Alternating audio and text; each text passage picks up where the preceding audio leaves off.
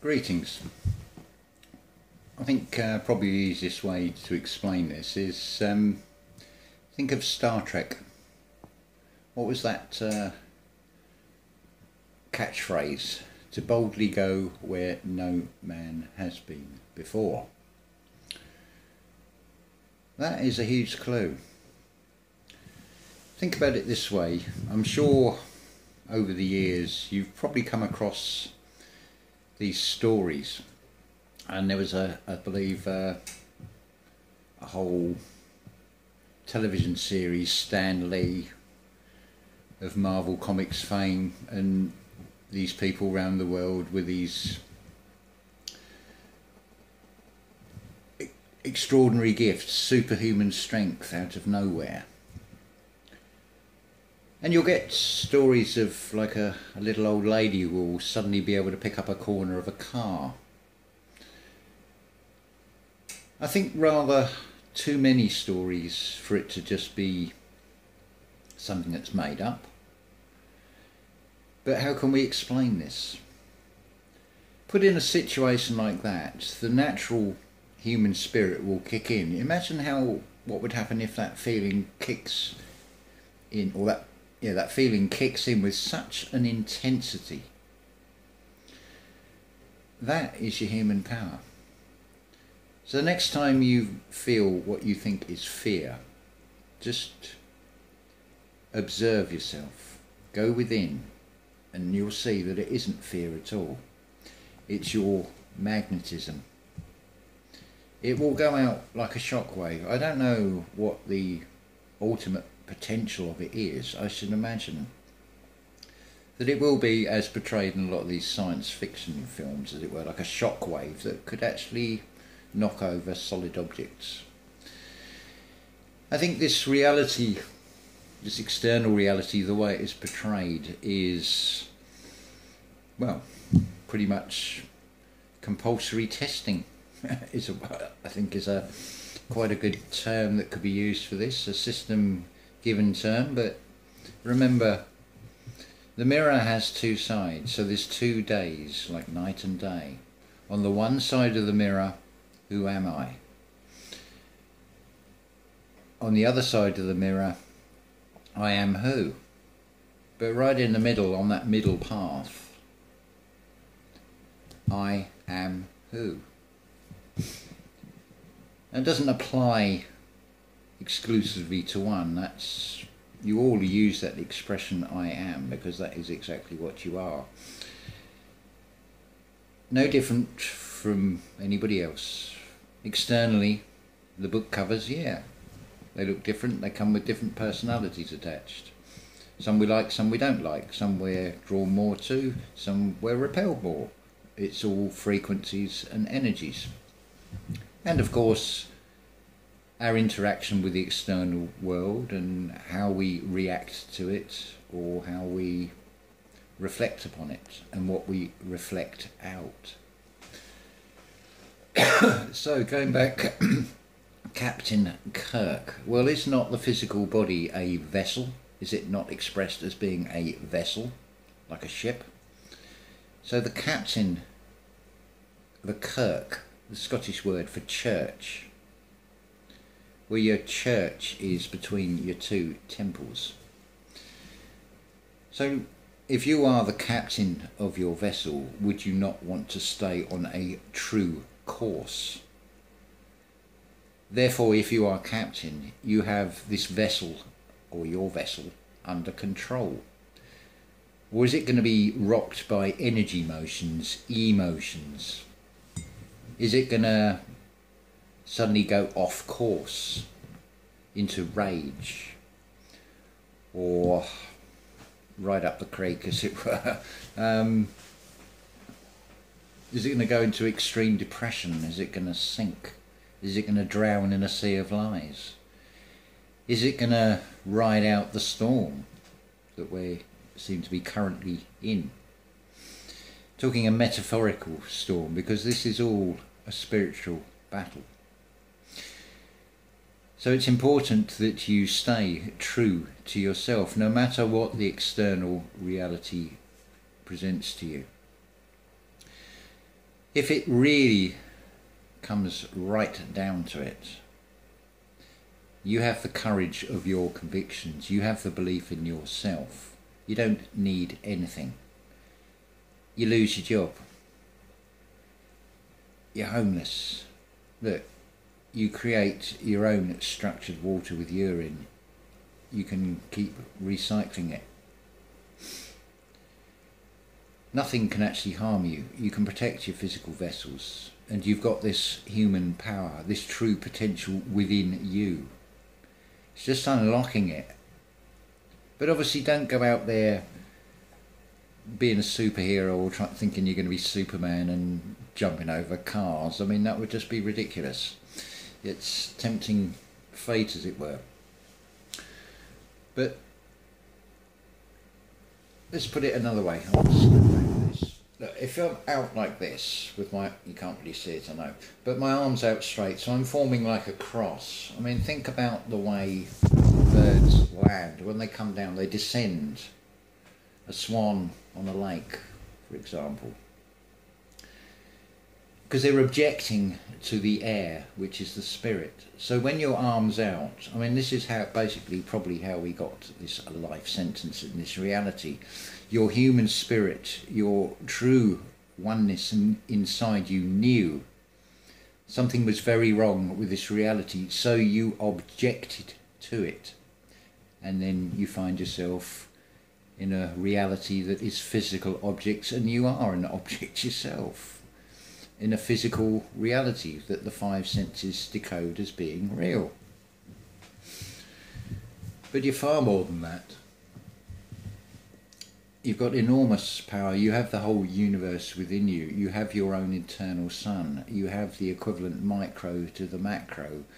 Whatever science tells you about it, there will be an element of truth that it is based on, because the dark, what is perceived as the darkness, has no creativity.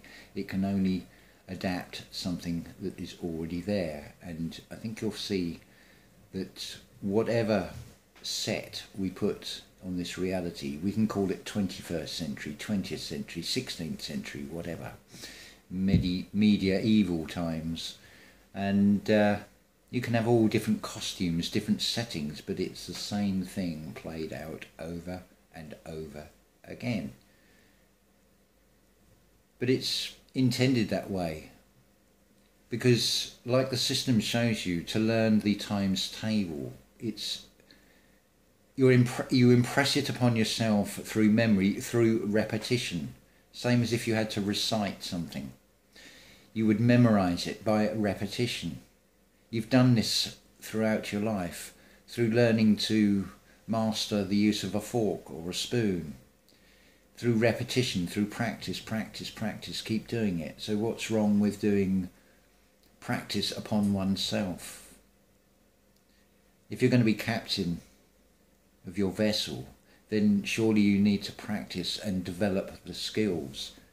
It's like saying, I believe I can drive a car. No, I don't believe I can drive a car. I know I can drive a car because I have many experiences of driving a car. That's no longer a belief. That's not a concept. That is a testimony from experience. And driving is a very good external reality clue as to observing, being aware of everything around you on the road, the potential dangers, the ways of making your journey easier, being courteous to other road users, pedestrians. I mean, there's nothing nicer than if it's raining and you've got to a centre island halfway across the road and the wind is blowing and you're standing there and everybody's going past. They're all right, they're in the warm, they're in their cars. And wherever possible, I will try and ease up or slow down. If it's not going to cause a danger and inconvenience to all the other road users, I may actually stop and gesture them to cross, because I'm also then blocking the road and giving them sort of an extra protection. And it's a sort of interaction. Now, what about when we turn this inwardly in the spiritual sense and we adopt that same thing? everybody has their own universe, their own vessel. They have their own cosmology, their own storms and chaoses going on. So when you're not objecting, when you're now almost like a fish and you're flowing, going with that spiritual flow, you're weaving, you're being wise as a serpent, but you're also being gentle as a dove. That is how you get through this. It's not a case of me, this vessel, saying this is the answer, but I'd like you to just think about this. Think about, where do people get this superhuman strength all of a sudden in a very life-threatening situation? What kicks in there? Where does it come from? Is that not the spark of what you'd call God, source? That sudden impulse, that rush, because it is being used in a good way. So yeah, it's a star trek. That the path is a trek.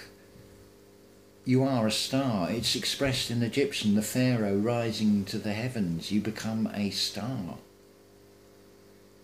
When you find your internal sun and you start bringing order into your universe, because look at the macrocosm. You've got astronomy, you've got astrology, which basically were one anyway at one time. It's showing predictable movements. It's an intelligent design behind it. So that's the macrocosm. So what about the microcosm? A lot of people will go by astrology, go by what the stars say. So what about looking at the big picture, the sky, or what the stars are trying to teach us and show us? Bring order out of the chaos within one's own universe. And then from that, it will be like the sun. It will radiate out the life-giving force. It will spread. You'll all become suns. Look how wonderfully bright the future will be like that. Sorry about, I don't know if it'll pick up on the sound, but it's a central heating boiler making a horrible noise every now and again. But everything in this reality is finite. What will happen will happen. I'm not going to worry about it.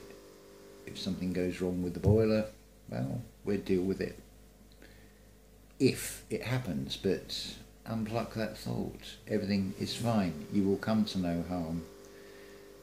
Just stay in the present, be in the present, and be aware. And you're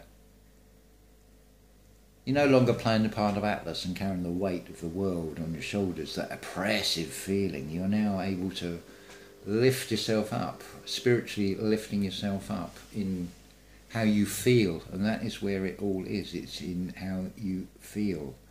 The thoughts you create, I speak therefore I create, is abracadabra. It's the internal voice that is chattering continuously in your head. I want a coffee, I want a cigarette, I want to be doing this, I want to be doing that, I want to make another video. And then obviously the ego is like, I want to be a star. Well, okay, yeah, okay, we can accommodate that, but not that type of egoic star. You're going to be a star in being the star of your own universe and create that calm and that peace. Create the heavens within you, which can then be spread out. And it can be played out beautifully once the polarities of things are brought into balance, because you have to have the balance. You're not going to see the light without the dark. And it's something of this realm that is within this realm, but I object to it in many ways, but in the objection, I'm not going to see it as an obstacle that I cannot get round. I will weave round it. Oh, okay, I can't take that road because the road's closed, because the bridge has collapsed. So we'll have a look for an alternative route. We'll find another way round it. We might actually find a better route with nicer scenery. So many ways to express this that you can put into daily life. Just observe daily life and you'll see there's no great magical wisdom to any of this really. It's just analogies of observations of daily life. I mean, think about, well, to me personally, I think observational comedy is the best, the most intelligent comedy, because as long as it's not cruelty, but pointing out some of the amusing bizarrenesses of this reality, why not? Because although some of it is funny, some of it is sadistic laughter, there is something to be found even in that sort of laughter that we can draw from. Because there's always going to be something in everything to find. This is the wonder of this reality. And yeah, so I think that's enough for me now. It's just flowing today, but that's it. Don't be the resistance by not resisting. That doesn't mean blindly go along with everything, but just be true to yourself. Stay on that path. Now, what is your path? What is your truth? Go with what feels right in the gut. That is your intuition. You're teaching yourself from within. This is what go within means. Listen to your intuition. It will guide you. If something feels wrong, no matter what the five senses tell you and what peer pressure tells you, if it feels wrong to you, then it probably is wrong. Something inside you is telling you that, whether it be ancestral in the physical body, the inherited feeling, or whether it is higher self, it doesn't matter. Just listen to that internal feeling. That is your best guide. Not anybody else, not me. Well, it is me, but it's me as I am, as in oneness, in a different form, which is you. But it's the intuition. It's the centre, your internal sun in the solar plexus, which needs to rise up, and all will be given to you. I mean, it's like looking at you want to know the object of the game before you start playing the game. Well, the simplest one is seek the kingdoms within and all will be given to you. Job done, really. And it's just painful to watch the external. But don't get drawn into it too much. Observe it, learn from it, and then transmute it into something good. Just like what you've been told is fear and fight and flight is your magnetic energy that it will go poof, and it will protect you. It'll save your life if you want to stay in this reality. Again, free will, choices. Up to you. Entirely up to you what you do. But love to you all, and may you have a fantastic day. Look, somebody be saying I'm doing that covering the eye thing. You got to laugh at these things. So ta-ta for now and have a wonderful day.